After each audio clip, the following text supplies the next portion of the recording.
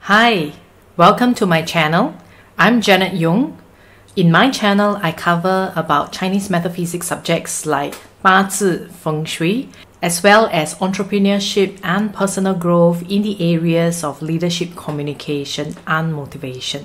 In today's episode, I'll be covering the second part of how you can basically select a potential new home to find out whether it is suitable for you as well as your family members. I'll be utilizing the formula 8 mentions or 八载 to see whether a potential new home is suitable for you.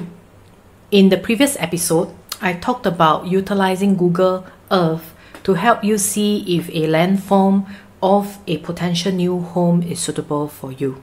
In today's episode, where I cover about utilizing the 8 mentions or 8 aspirations formula, we'll be using the compass to look at the floor plan of a home to see whether some of the critical and important sectors of the home are present.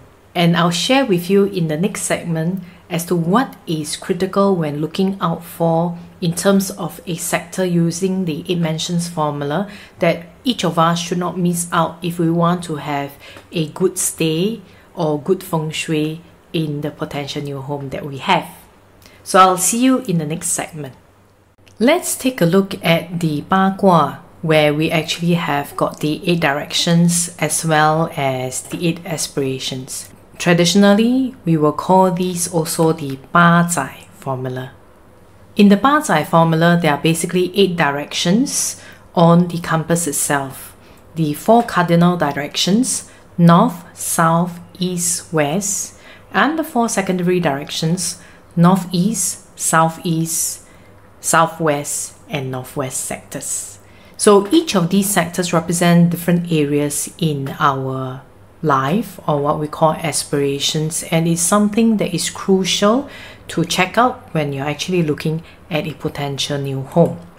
When we look at this as to whether is it an auspicious or inauspicious sector of the building or floor plan of the new home, we will be exploring it from your personal qua basis, or based on the year of birth, your personal good as well as unfavorable directions. And this is what we call the qua number.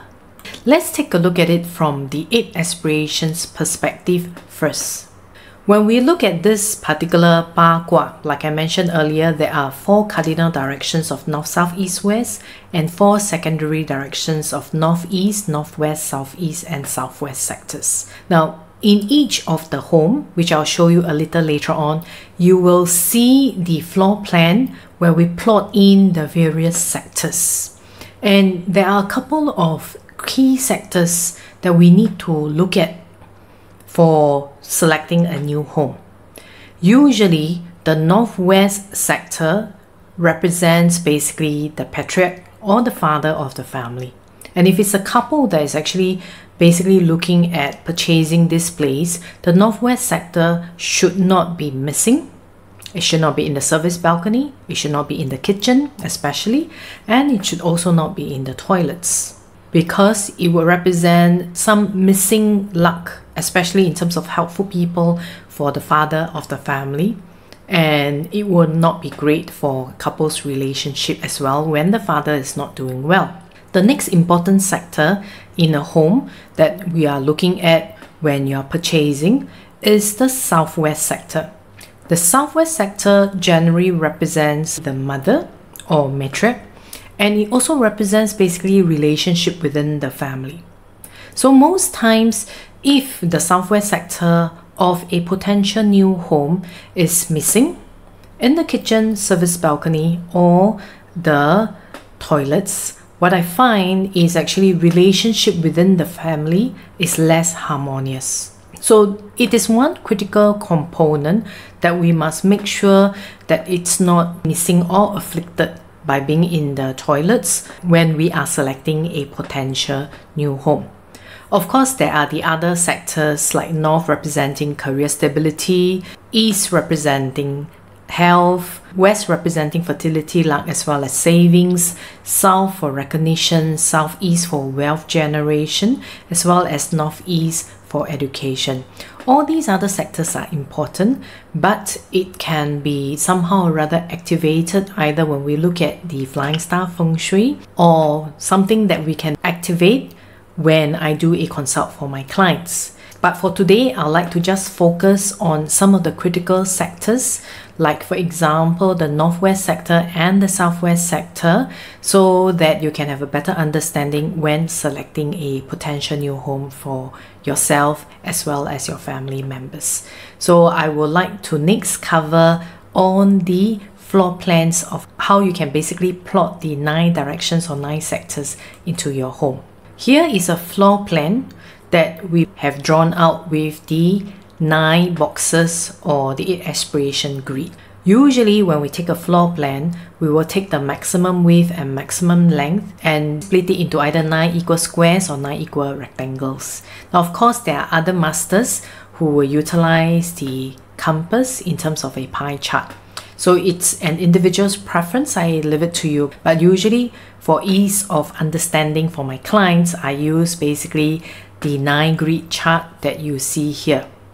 Now you can then stand either in the center of the home, okay, as shown in the slide, or you can determine the facing direction of your home to decide what are the various different sectors. So in this case, once I've determined the facing of the apartment is actually east, I put in the first square east, and then I fill up the rest of the other sectors as can be seen in this particular slide. So for this chart here, I think the northwest sector as well as the southwest sector is still present. So it is not too big of an issue if my client decide to select this particular unit. Now let's take a look at another chart. In this case, this chart here has a pretty odd shape. The northwest sector is actually intact in one of the rooms. However, the southwest sector is partly missing and partly in the kitchen. Usually in such a case, I will advise my clients probably to rethink whether they should be selecting this particular flat, mainly because southwest being in the kitchen, number one, it will affect the relationship within the family as well as the health of the mother unless they don't cook so often in the kitchen. And two, with part of it missing, at times for some of my clients that I've seen is maybe the mom's health will be affected, or the mom has to be traveling a lot such that she is seldom around in this particular home. So as you can see that I've shared so far, the 8 mentions formula generally tells us what's going to be like for the entire family when they are staying in this particular home. So when a sector is missing or afflicted, it will generally affect the luck of the occupants within the unit itself. The next that I'd like to look at is actually based on individual qua, as I mentioned earlier, in terms of their year of birth, what are the favorable directions they should be selecting when selecting a new home. Therefore, to do that, please go to 八字calculator.janetyong.com or scan the QR code here so that you can basically get your 八字 chart and your favorable and unfavorable directions. So in this chart here that we have generated, you can see at the bottom left of the chart, there are the favorable and unfavorable directions for this person born with a qua number of 8. Most of the time, if possible, I'll try to select such that the apartment is facing one of the favorable directions of the key family members. From this particular chart, you will see that there are 9 different qua number groups. We have what we call the East group and the West group. The East group are the numbers of 1, 3, 4, and 9. And their favorable directions are usually north, south, east, and southeast. And we have the other group, which is the West group, which consists of the qua numbers of 2, 5, then depending on male or female, 5 can be a 2, 5 can be an 8 for a female, 6, 7, and 8. They belong to the West group, and their usual favorable directions are the secondary directions of northeast, northwest, west, as well as southwest. So let's then take a look at some examples of how we should be choosing an apartment based on the individual's favorable and unfavorable directions. When we're looking at a landed property, most times the door would usually be the same facing as most of the windows. So that would be the facing direction of the house or landed property that you are looking at. Now what happens if sometimes the door is actually situated to the side of the main house, whereas like the living balcony or most of the windows are opening to the front of the house?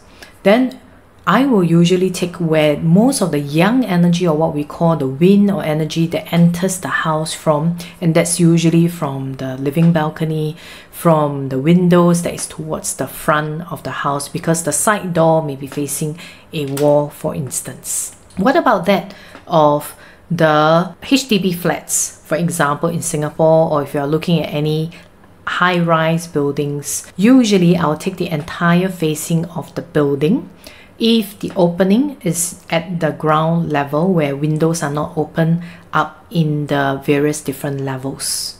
However, if it is like a HDB in Singapore, most times I will take the facing of the apartment unit itself, especially if they are at the 9th level or higher, because that's where most of the energies will be coming in from.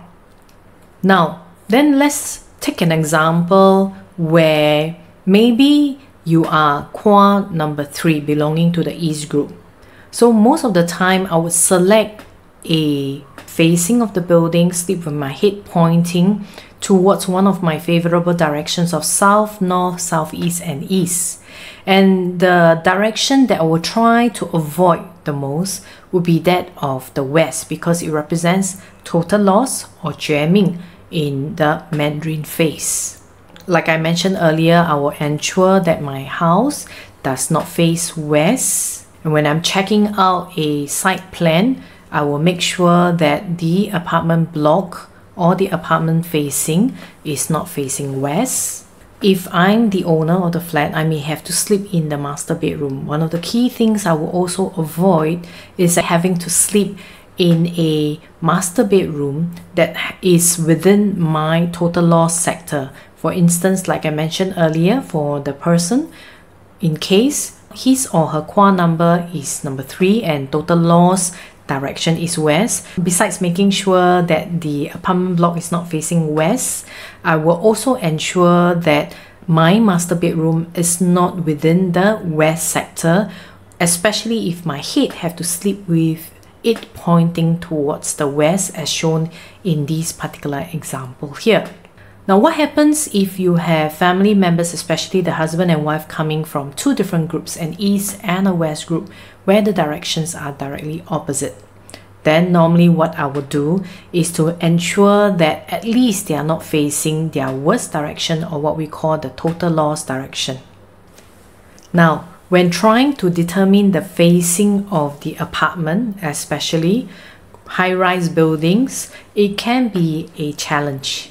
So in the next episode, I will cover on how you can determine an apartment facing and utilizing the formula of flying star to see what is a suitable home for you.